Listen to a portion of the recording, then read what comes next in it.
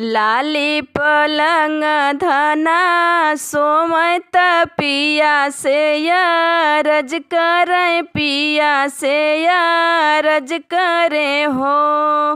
पिया आई गैले गरमी के दिनवा घरे चली आवा घरे चली आवाऊ हो। पिया आई गैले गरमी के दिनवा घरे चली आवा घरे चली आवाऊ हो। घरवा में नाही बाटे पंखा घरे नाही आइब घरे नाही आइब हो।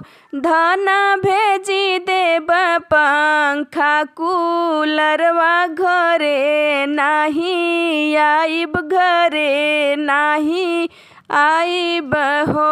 हे धना भेजी देब पंखा कूलरवा घरे नाही आइब हो। लाली पलंग धना सोमत पिया से रज करे पिया से रज करे हो। पिया आई गैले बरखा के दिनवा घरे चली आवा घरे चली आवाऊ हो। पिया आई गैले बरखा के दिनवा घरे चली आवाऊ हो।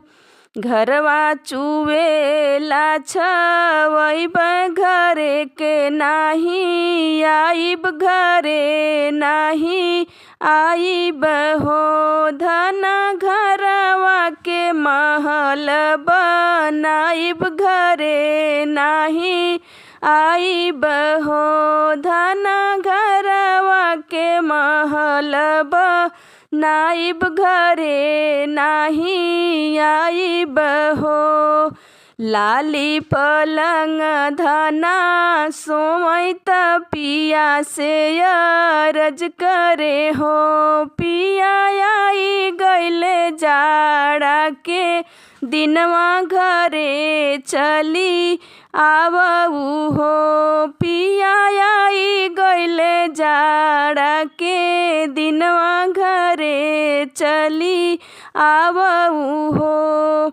जाड़ा में चलेली बयरिया घरे नाही आइब हो। धना भेजी देबै मखमल रजइया घरे नाही आइब हो।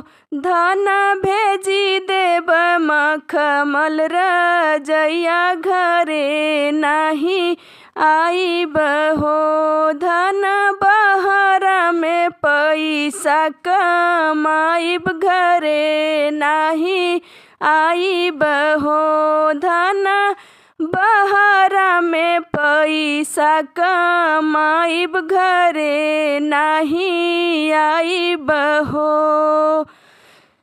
लाली पलंग धना सोमत पिया से रज करे पिया से रज करे हो। पिया हमहू त बाटी गर्भ से घरा के चली आवा घरे चली आवाऊ हो। पिया हमहू त बाटी गर्भ से घरे चली आवा घरे चली आवाऊ हो।